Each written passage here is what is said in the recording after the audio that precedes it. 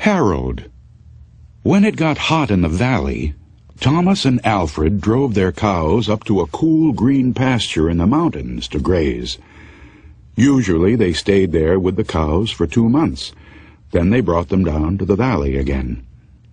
The work was easy enough, but, it was boring. All day the 2 men tended their cows. At night they went back to the tiny hut where they lived. They ate supper and worked in the garden and went to sleep. It was always the same. Then Thomas had an idea that changed everything. "Let's make a doll the size of a man," he said. "It'd be fun to make, and we could put it in the garden to scare away the birds." "It should look like Harold," Alfred said. Harold was a farmer they both hated. They made the doll out of old sacks stuffed with straw. They gave it a pointy nose like Harold's and tiny eyes like his. Then they added dark hair and a twisted frown. Of course, they also gave it Harold's name. Each morning on their way to the pasture, they tied Harold to a pole in the garden to scare away the birds. Each night they brought him inside so that he wouldn't get ruined if it rained. When they were feeling playful, they would talk to him. One of them might say, "How are the vegetables growing today, Harold?" Then the other, making believe he was Harold, would answer in a crazy voice, "Very slowly." They would both laugh, but not Harold. Whenever something went wrong, they took it out on Harold. They would curse at him, even kick him or punch him. Sometimes one of them would take the food they were eating, which they both were sick of, and smear it on the doll's face. "How do you like that stew, Harold?" he would ask. "Well, you better eat it, or else." Then the 2 men would howl with laughter. One night, after Thomas had wiped Harold's face with food, Harold grunted. "Did you hear that?" Alfred asked. "It was Harold," Thomas said. "I was watching him when it happened. I can't believe it." "How could he grunt?" Alfred asked. "He's just a sack of straw. It's not possible."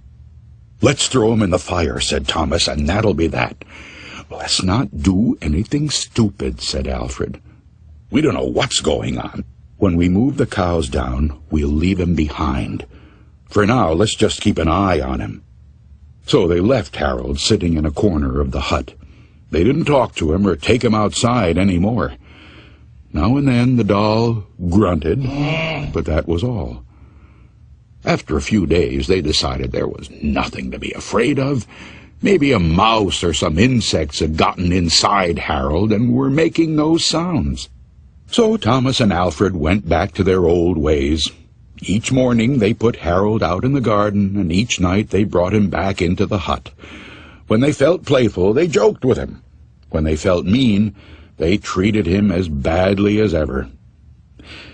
Then one night, Alfred noticed something that frightened him.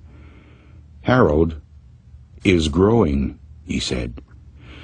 "I was thinking the same thing," Thomas said. "Maybe it's just our imagination," Alfred replied. "We've been up here on this mountain too long." The next morning, while they were eating, Harold stood up and walked out of the hut. He climbed up on the roof and trotted back and forth like a horse on its hind legs.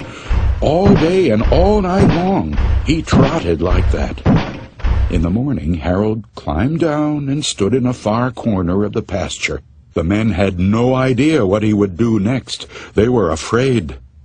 They decided to take the cows down into the valley that same day. When they left, Harold was nowhere in sight.